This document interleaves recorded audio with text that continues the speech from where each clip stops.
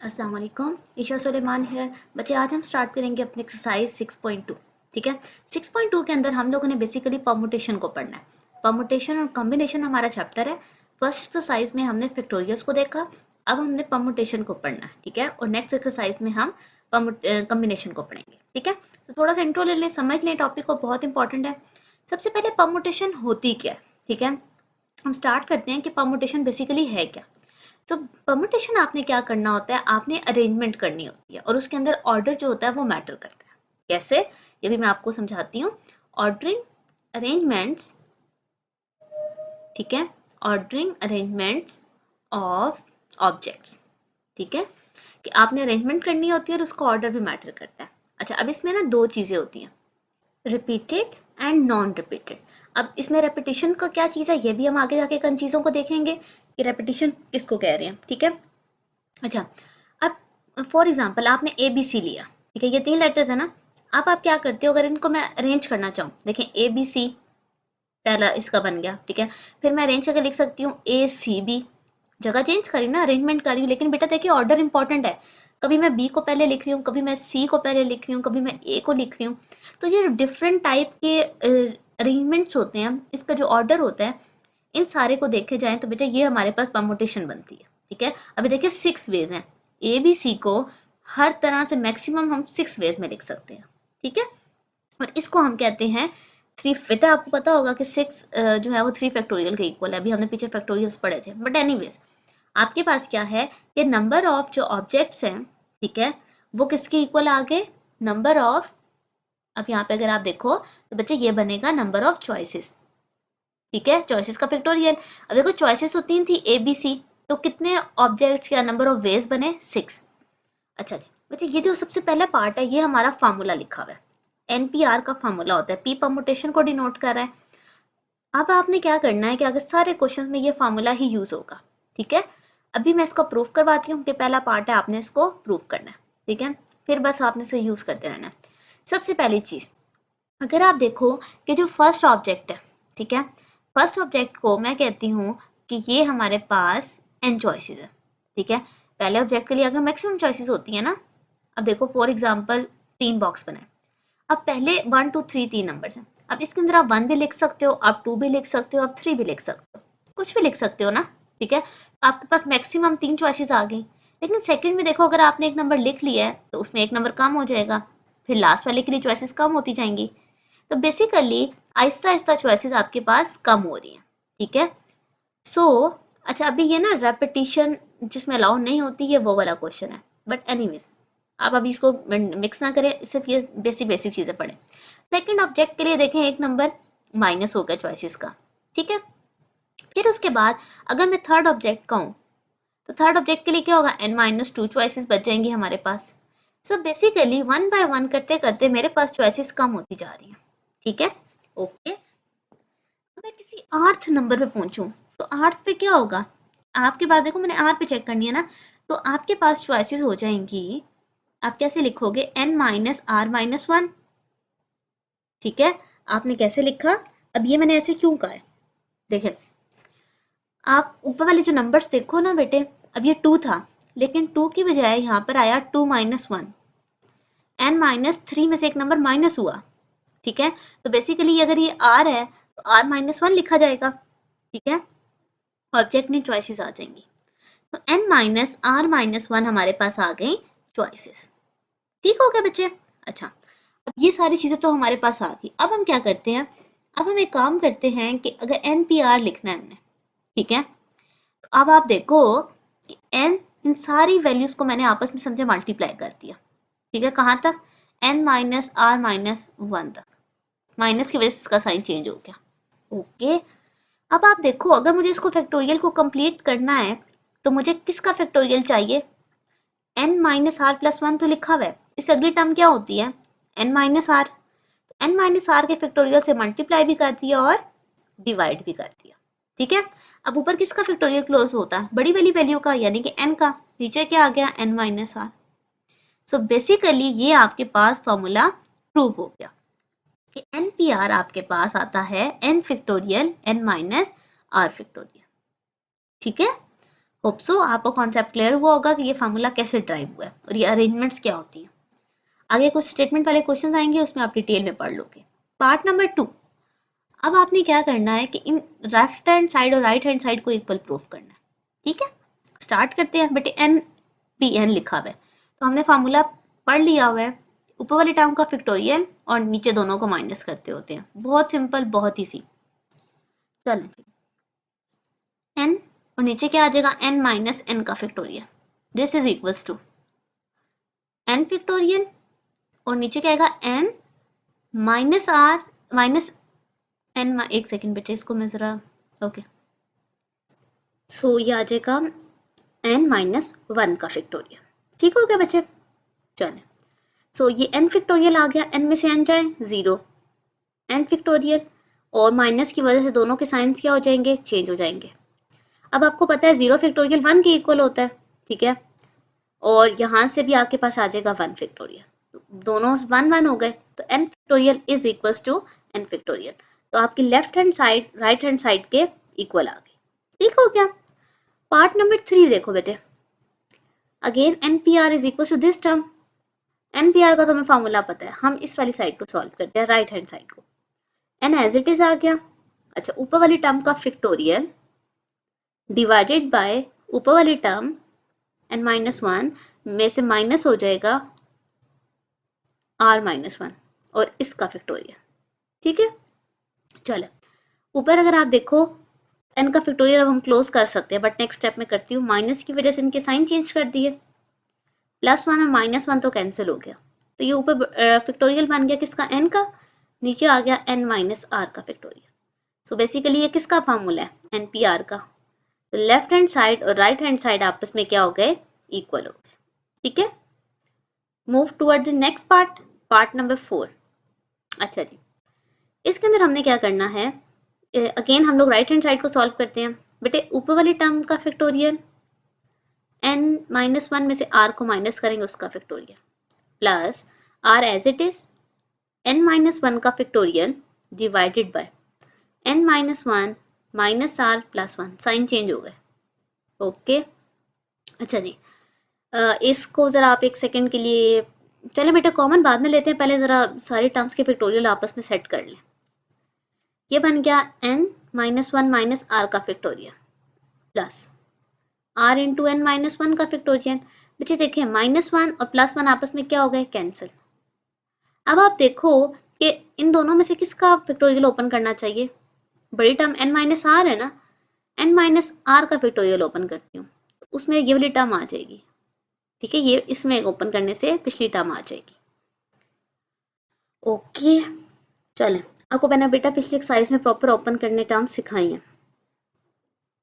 Anyways यहाँ दोबारा बता रही हूँ बच्चे, आपने टर्म लिखनी होती है एन माइनस आर, फिर उसमें से एक नंबर माइनस करने जाता होता है, तो दिस वन का फैक्टोरियल आप देखो इजीली कॉमन आ सकता है, ऊपर से एन माइनस वन और नीचे से N minus one minus are का फैक्टोरियल, ये कॉमन आ गए।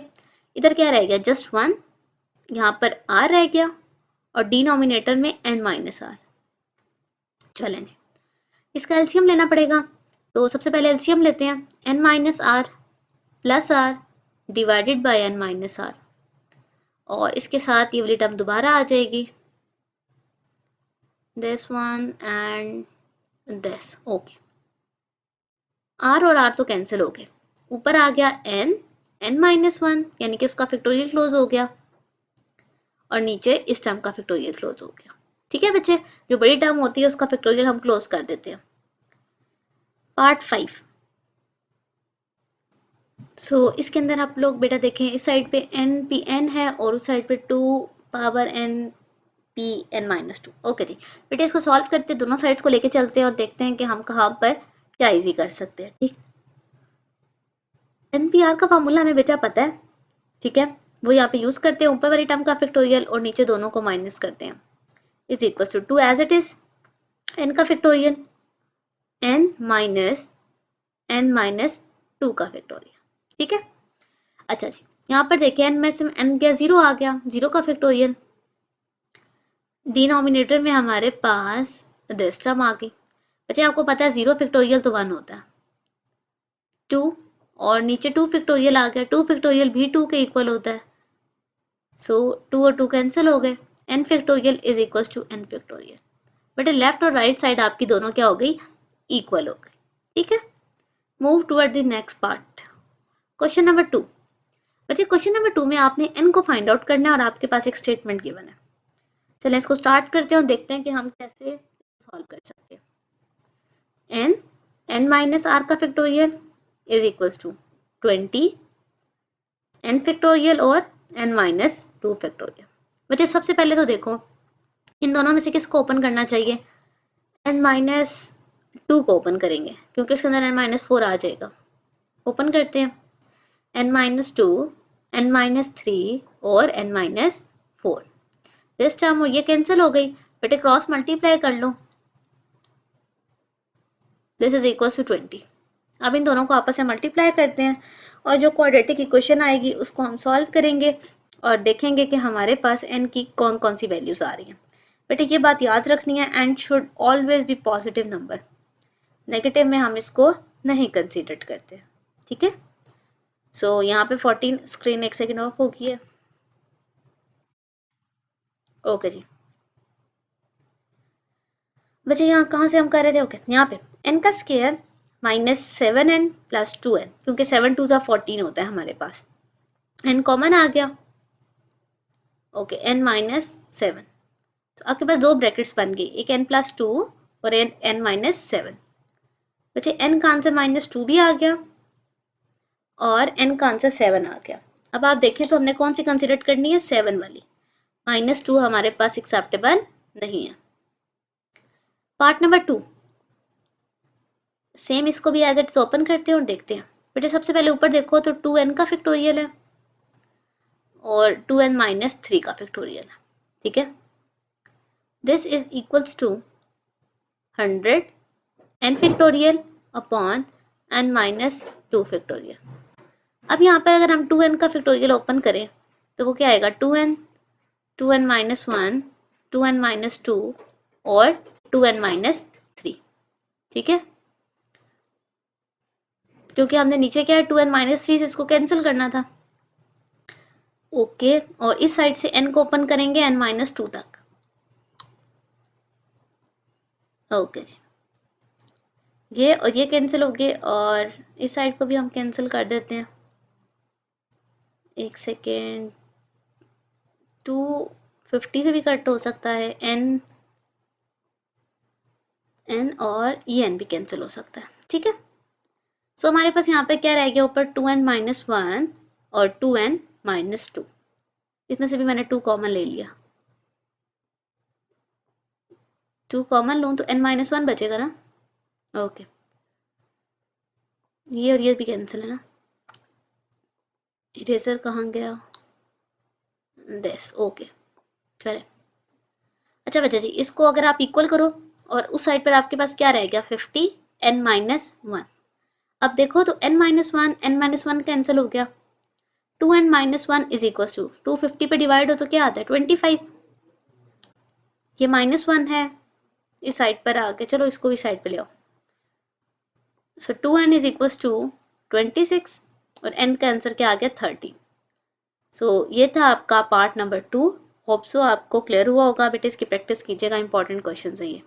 ठीक है, अच्छा जी नेक्स्ट देखते हैं कि हमारे पास नेक्स्ट डेटा क्या गिवन है। Part 3, 16 n power 3 n p3 है तो n माइनस 3 का फैक्टोरियल आ जाएगा।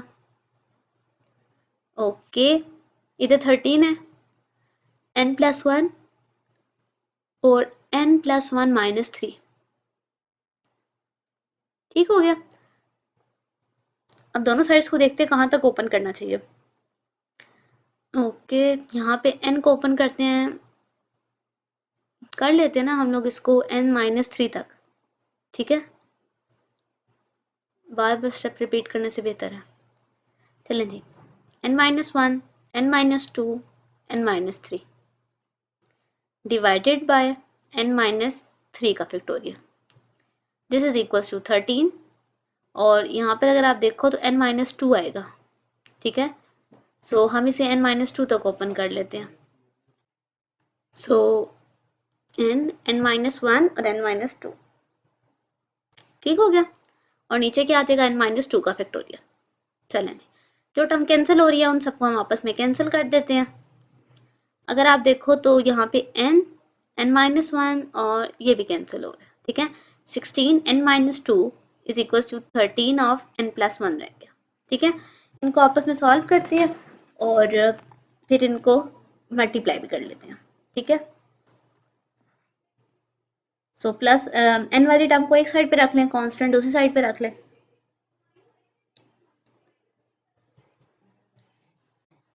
32 और 13 आपके पास 45 होते हैं, n आपके पास फिर आ जाएगा 15। बेटे n की वैल्यू आपके पास आ गई है 15। नाउ पार्ट नंबर 4, इसको ओपन करते हैं और इसको चेक करते हैं, ठीक है। ये हमारा आंसर था। अच्छा जी, इसको बेटे सॉल्व करो तो ये क्या आएगा, n factorial over n-5 factorial, ठीक है। This all will be equals to 20 और n फैक्टोरियल n-3 फैक्टोरियल, ठीक है। बच्चे अब देखिए ओपन करना है, ये n और n तो कैंसिल हो गया, n-5 और इस साइड पे n-3 है, तो हमें n-3 को ओपन करना चाहिए क्योंकि उसमें n-5 भी आ जाएगा। ओके, so this term और this term will be cancel out, ये यहाँ पे मल्टीप्लाई करा दो, n-3 n-4 is equals to 20। अब देखें बिल्कुल पार्ट नंबर 3 की तरह हो गया कि हमने बस इनको आपस में मल्टीप्लाई करना है, और पार्ट नंबर 2 सॉरी उसमें हमने फैक्टर्स बनाए थे। ओके जी, इनको मैंने आपस में मल्टीप्लाई किया तो बेटे आपके पास इक्वेशन बनती है n² 7n और यहाँ पर आपके पास आ जाएगा 8 -8 आता है, ठीक है।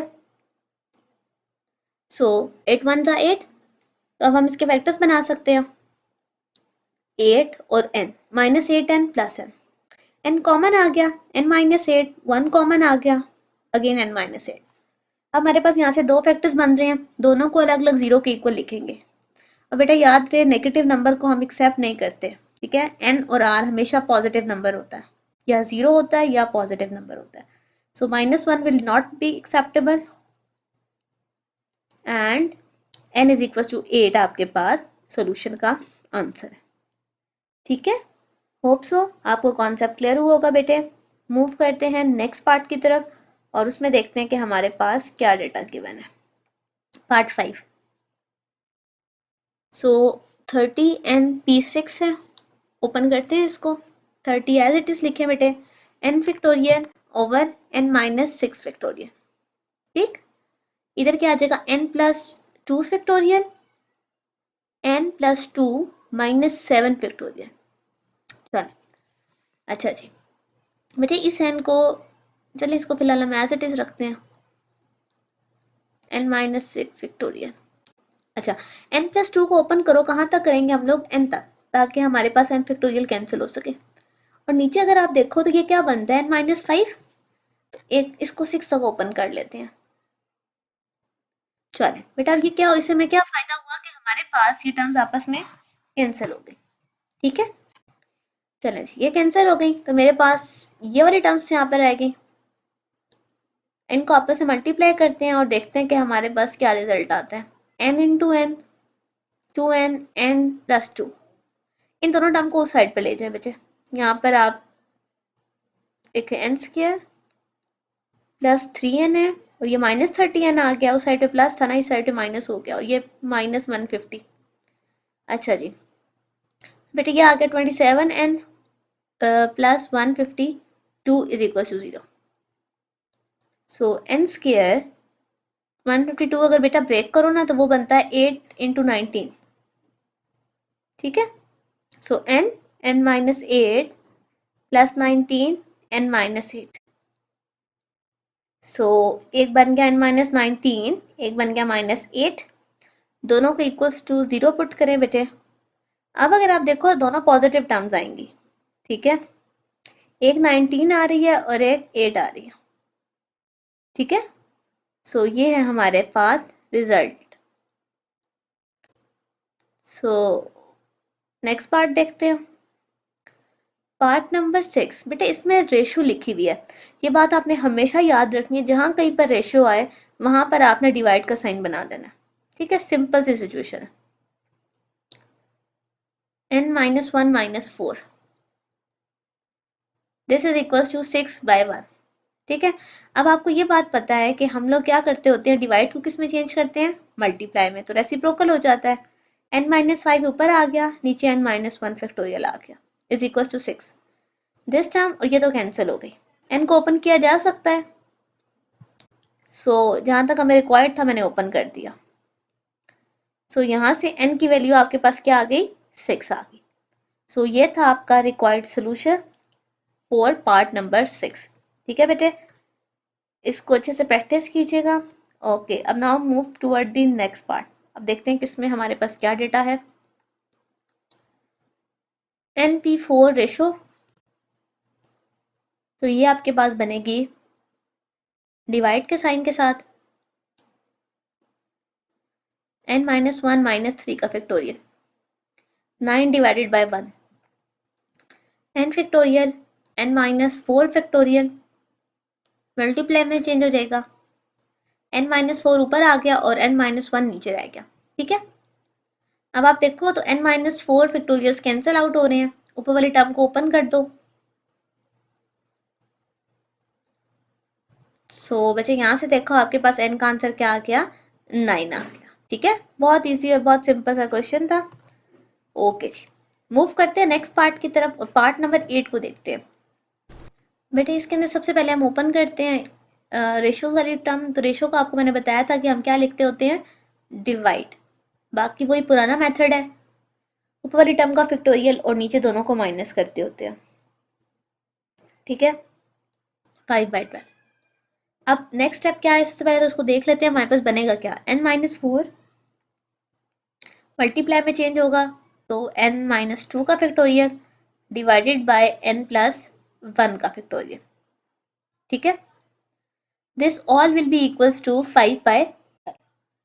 अच्छा, अब यहाँ पर देखो तो आपने टर्म्स को ओपन करना है और उसको कैंसिल आउट करना है। ठीक है, अब हम देखते हैं किसको कहाँ तक ओपन करें। बेटे n माइनस 1 को अगर मैं ओपन करूँ, ठीक है, तो आपके पास नेक्स्ट टर्म क्या आएगी, n माइनस 2, n माइनस 3 और डिनोमिनेटर में क्या n माइनस 4, n माइनस 4 तक है। ठीक है, ये आ गया मेरे पास।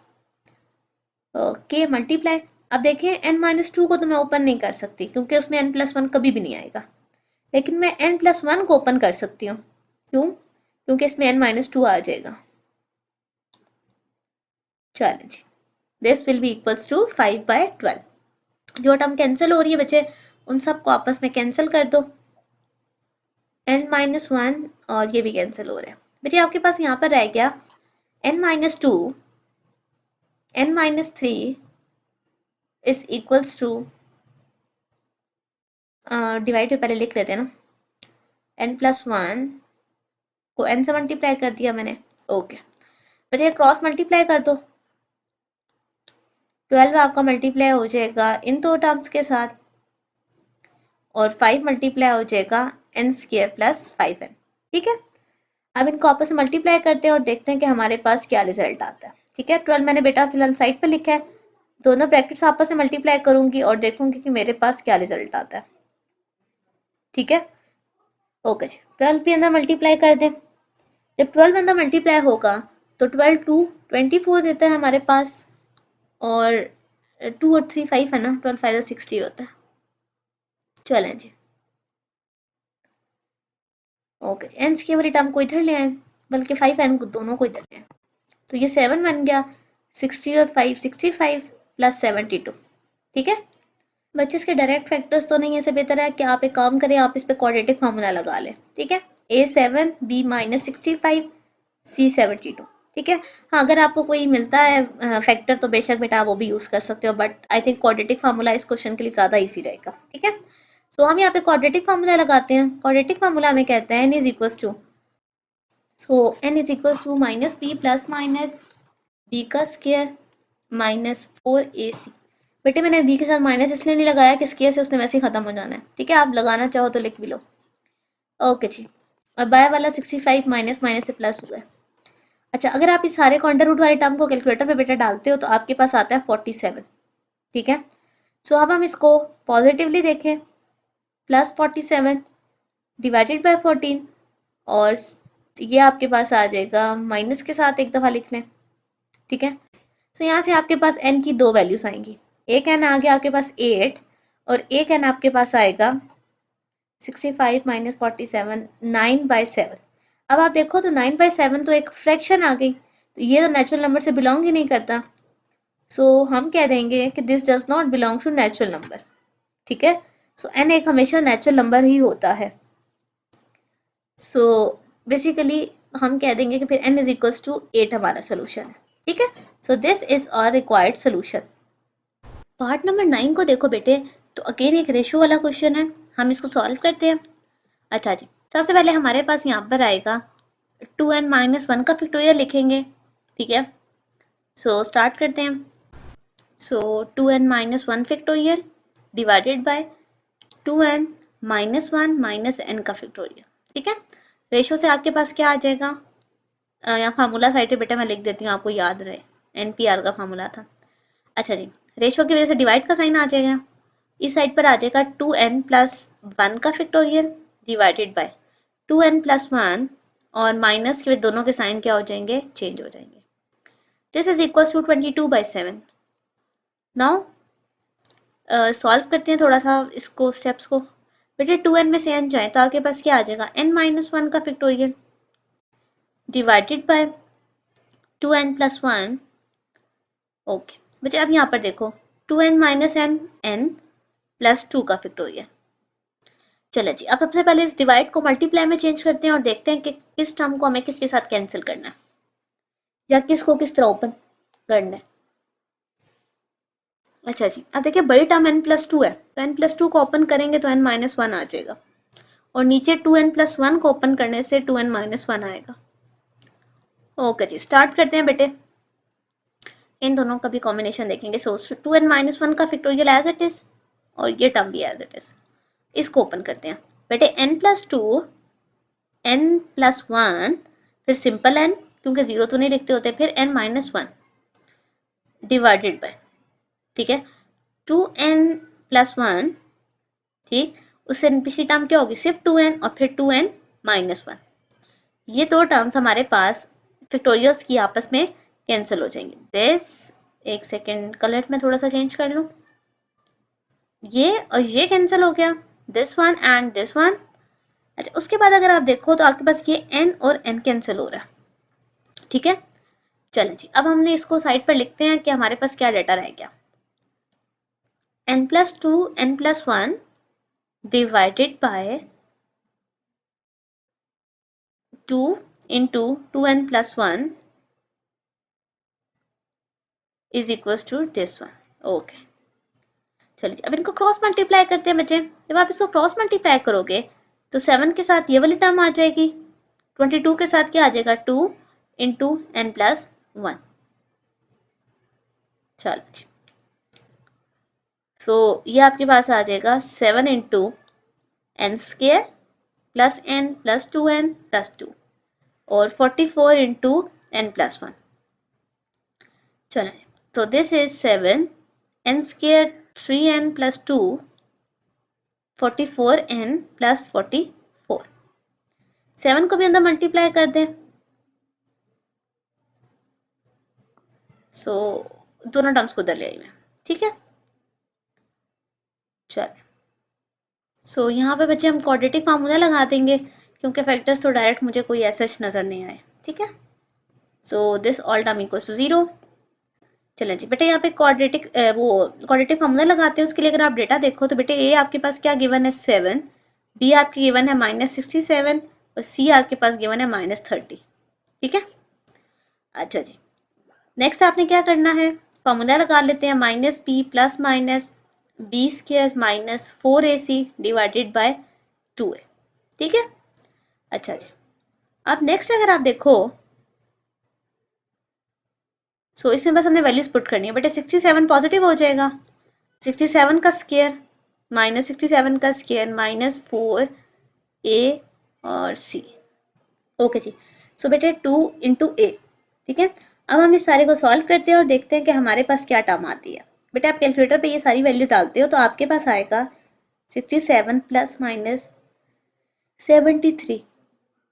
ओके जी बेटा, एक टर्म पॉजिटिव है, एक टर्म नेगेटिव है, दोनों वैल्यू से इसको चेक करते हैं। -73 डिवाइडेड बाय 14, सो यहाँ पर आपके पास ये नेगेटिव में आ गया। आपको पता है कि नेचुरल नंबर से बिलोंग नहीं कर रहा और वैसे भी फ्रैक्शन है, ये तो आंसर नहीं है। n is equals to 10 is the required solution for this part. ठीक है, होप सो आपको कॉन्सेप्ट क्लियर हुआ।